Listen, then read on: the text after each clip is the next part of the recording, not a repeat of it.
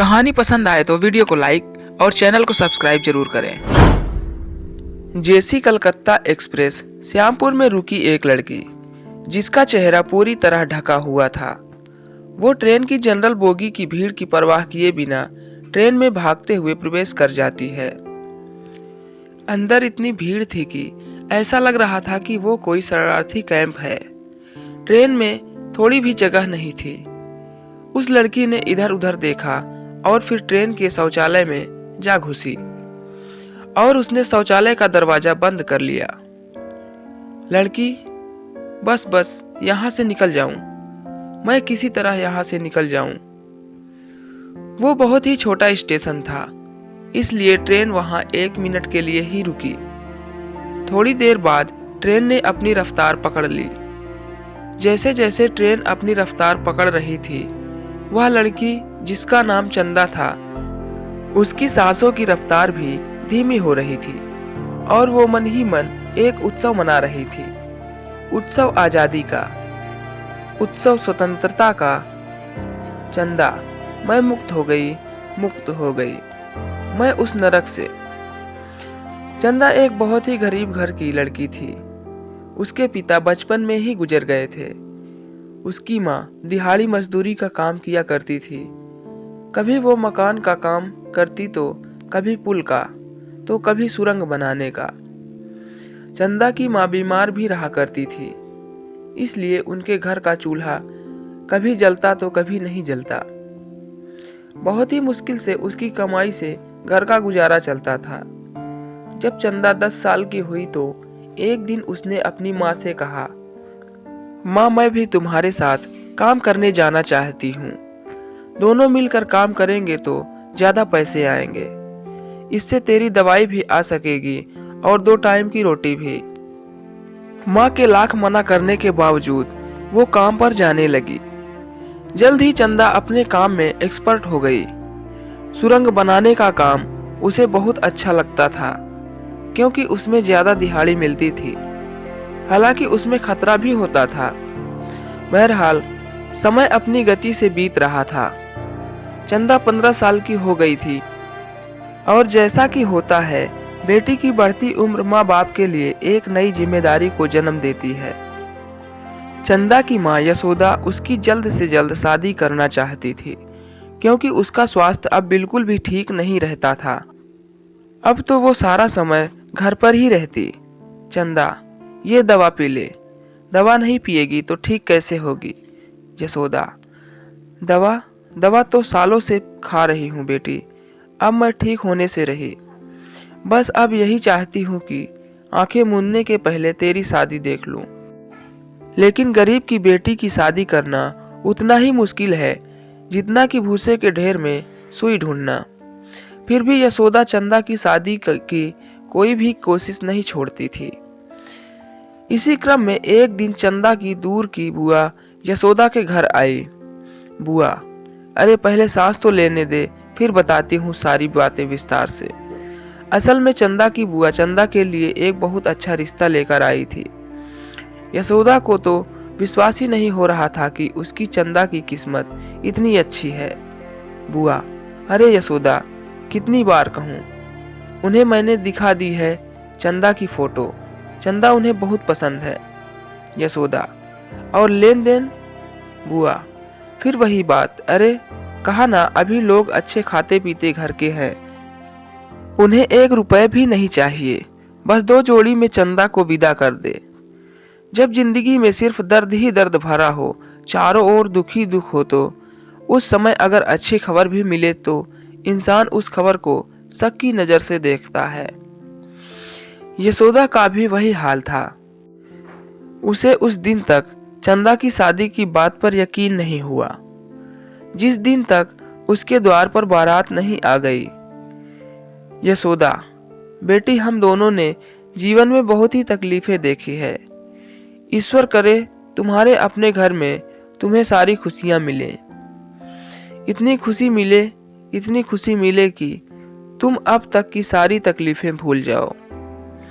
अपनी माँ से ढेर सारा आशीर्वाद लेकर चंदा अपने पति मोहन के घर श्यामपुरा गई। मोहन के पिता का देहांत कुछ साल पहले हो गया था। मोहन की मां शीला देवी बहुत ही कड़क मिजाज औरत थी। जैसे ही चंदा ने इस घर में प्रवेश किया तो उसने साफ साफ चंदा से कह दिया, शीला, चंदा, ये जो घर है ना, यहाँ के कोने कोने में मेरी हुकूमत चलती है। मेरी मर्जी के बिना यहाँ एक पत्ता भी नहीं हिलता। और घर ही नहीं, पूरे श्यामपुर में शीला देवी यानी मेरा राज चलता है। इसलिए कभी भी भूल से भी अपनी मर्जी यहाँ चलाने की कोशिश मत करना। जो चीज़ें यहाँ होंगी उसे आंख मूंद कर स्वीकार कर लेना, और अगर स्वीकार नहीं किया तो तुम्हारी जिंदगी नरक बना दूंगी। अपनी सास की बातों को सुनकर चंदा का सिर घूमने लगा। उसे अपनी सास, जो कुछ दिनों पहले दुनिया की सबसे भली औरत लगती थी, वो एकदम से विलन की तरह लगने लगी थी। शादी के पहले जब शीला देवी चंदा को देखने उसके घर गई थी और चंदा ने उसके पांव छुए थे तो, शीला, अरे तुम मेरे पांव छुओगी बेटी? बेटी देखो, तुम उस घर में विवाह करके जा रही हो जहां बहू को बेटी की तरह रखा जाता है।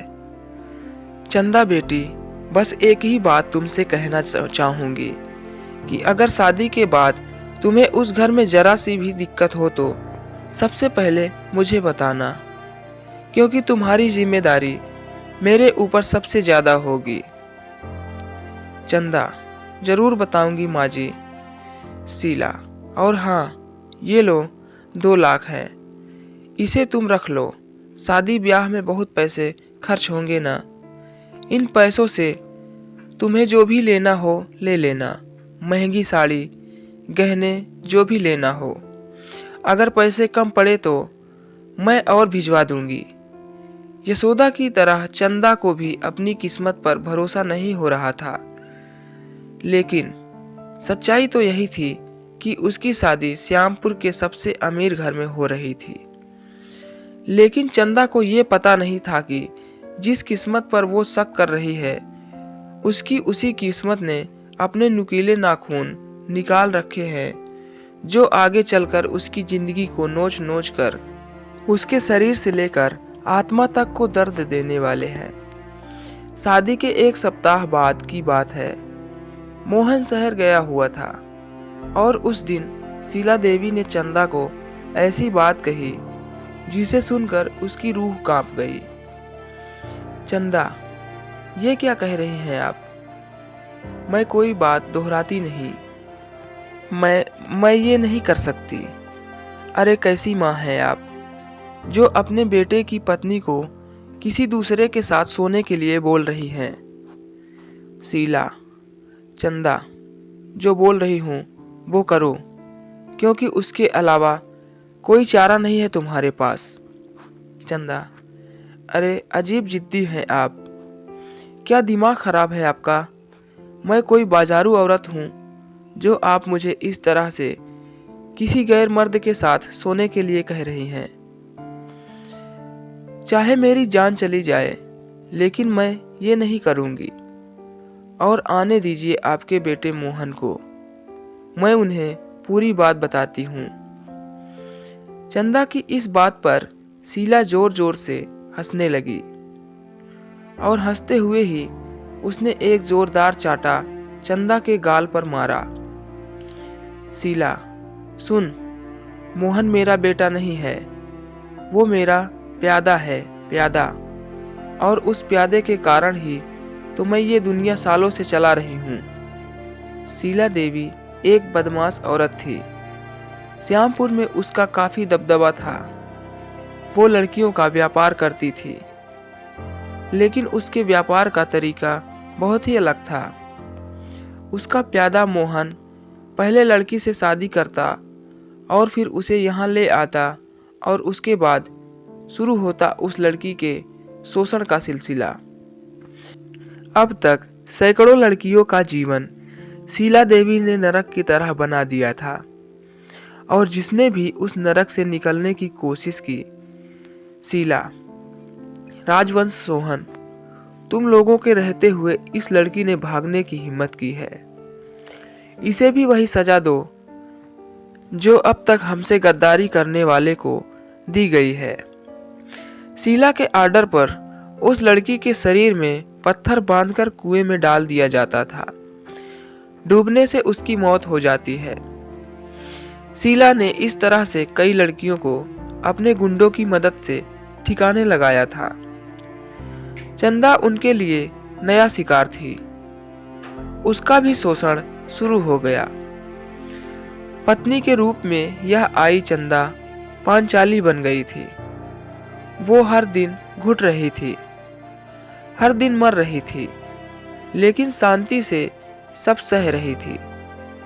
एक दिन उसकी भी बर्दाश्त की सीमा टूट गई और वो वहां से भाग निकली। इसका पता तब लगा जब एक ग्राहक चंदा के कमरे में गया। ग्राहक: अरे शीला देवी, तुमने पैसे तो पूरे ले लिए, लेकिन वो चंदा कहाँ है? शीला: चंदा अपने कमरे में है। और कहाँ है? ग्राहक: वो अपने कमरे में नहीं है। ये सुनकर चंदा देवी के कान खड़े हो गए।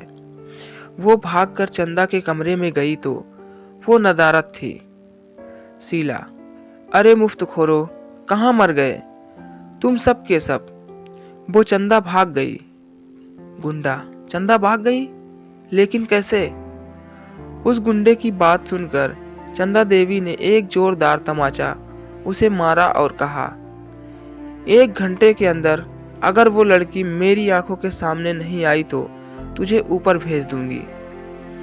चंदा की तलाश शुरू हो गई, लेकिन चंदा तो वहां से बहुत दूर जा चुकी थी।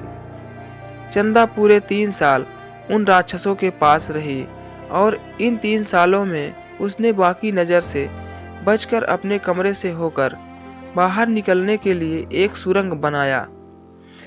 उसने इस काम को इतनी सफाई से किया कि किसी को कानो कान खबर नहीं हुई। जब शीला देवी और उसके गुंडों को सुरंग का पता लगा, शीला: अरे बाप रे बाप, वो लड़की तो बहुत ही शातिर निकली। हमें लगता था वो बहुत शरीफ है, लेकिन उसने तो शीला देवी बहुत टेंशन में थी। उसे अब अपने काम को आगे बढ़ाने के लिए नई लड़की चाहिए थी। दूसरा, उसे इस बात का भी डर था कि कहीं चंदा पुलिस को उसका राज ना बता दे। लेकिन उधर चंदा ने शीला देवी के पूरे गिरोह को खत्म करने के लिए अलग ही प्लानिंग की थी।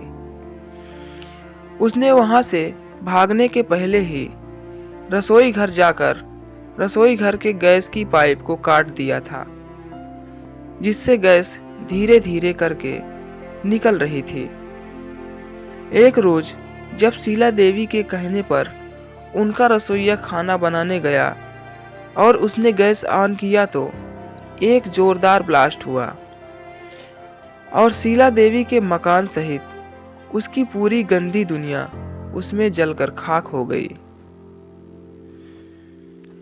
दोस्तों, आज की ये खास और मज़ेदार कहानी आपको कैसी लगी? नीचे कमेंट में ज़रूर बताएं।